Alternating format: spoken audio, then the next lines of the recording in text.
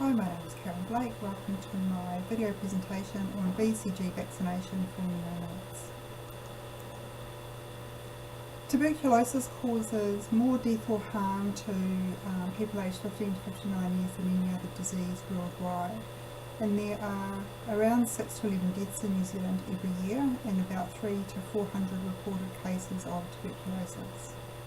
It's quite a complex disease that's caused by bacteria through very difficult to treat and control, and is well recognised as being a poverty-related disease with quite severe implications. The BCG vaccine, when given to children as neonates, has a between a 65 and 95% protective efficacy.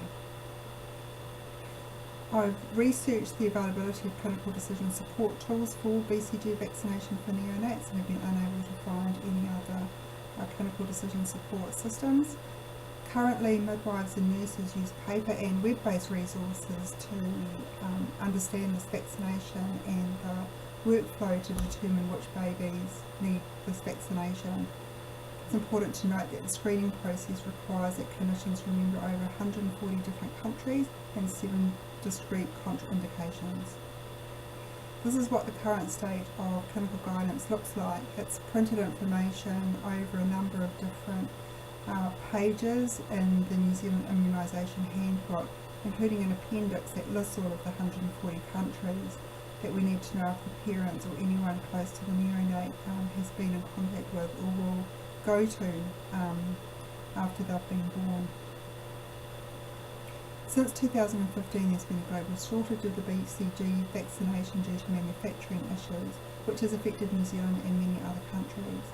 However, the vaccination has been reintroduced into New Zealand within the last 2 months, so clinicians haven't been screening neonates for this condition for the last 3 years nor administering the vaccination. Clinicians are now advised to screen every baby born in New Zealand for risk factors for tuberculosis, and it is recommended and funded for all infants in New Zealand at increased risk of TB. So I undertook a domain modelling approach, taking a patient-centric focus with the newborn at the centre of care. I used SNOMED CT for all of the clinical terminology that I'll go through when I show you the domain modelling that I used. SNOMED CT is well recognised by the Ministry of Health as the preferred clinical modelling terminology.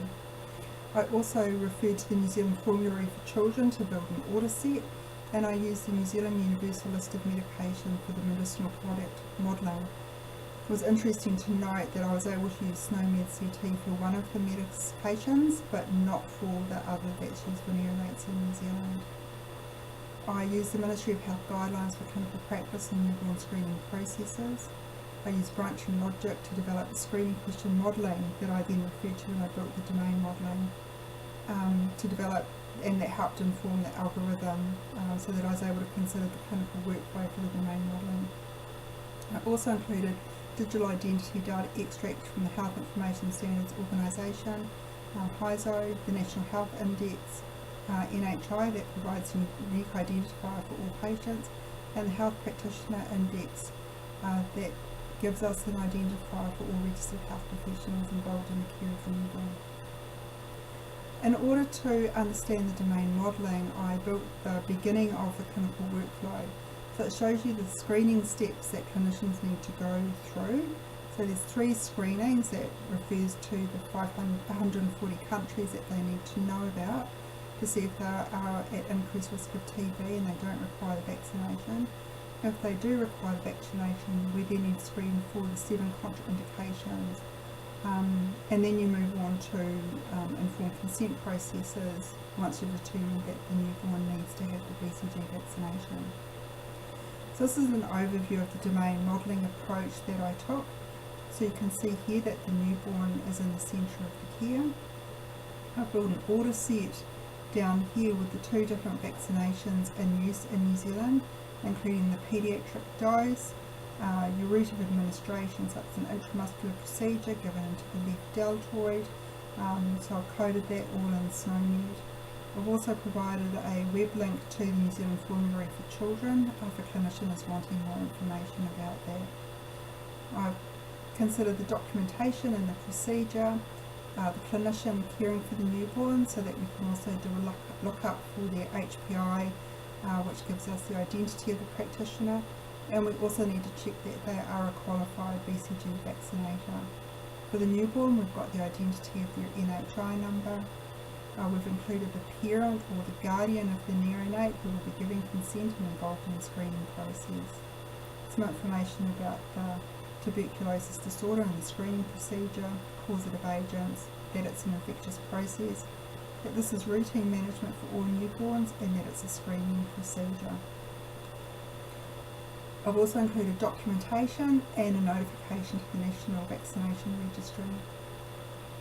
Over here you can see as an observable entity that we've screened for a risk factor. The neonate's either at risk, or it is low risk and no treatment is required, or it is at risk, requires the BCG vaccination. It may then be contraindicated. If it's contraindicated, then no immunisation is given, or you get no consent if they require the vaccination. So you can see if they require it, we either have no consent or we have consent. We then give the BCG vaccination. We can see here that it's been recorded as being given.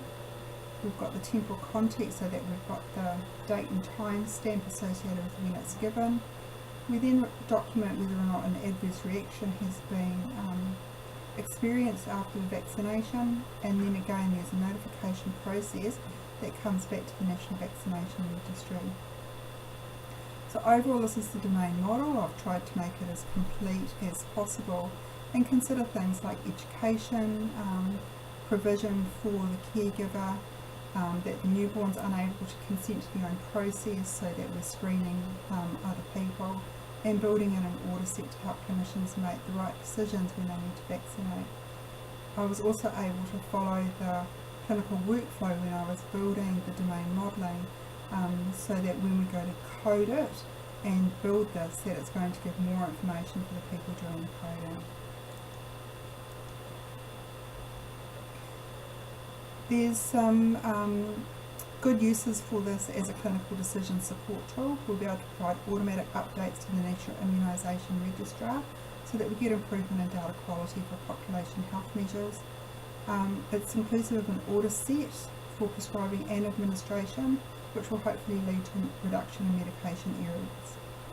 I've built in native data coding, so we've got both human and machine readable codes, so we'll need a reduction in resources required to then code clinical data because it's both human and machine readable. I've provided additional clinical education, so we've got a link to the medication formulary, and I've considered the education required for parents and guardians so that we have informed consent processes. This tool will lead to improved data quality involved in audits, research, and we'll be able to apply machine learning over the top of it.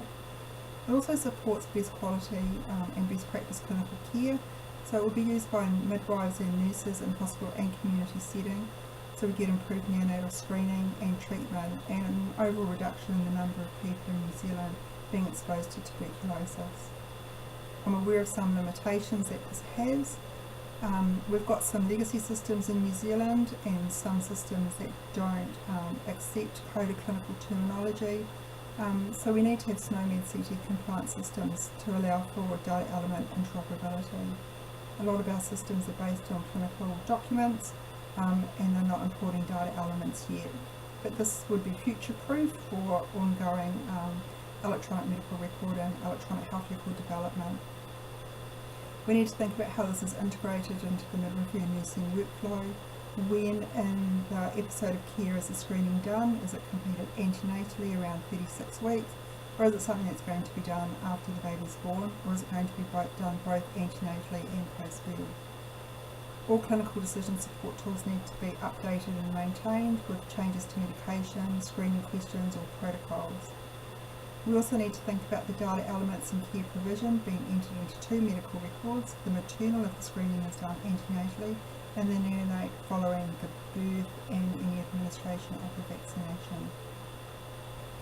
I've supplied a list of references, including the references that I use to obtain the SNOMED CT terminology sets, including the Onto server and SNOMED International, looking at the SNOMED CT browser. Thank you for listening to my presentation. I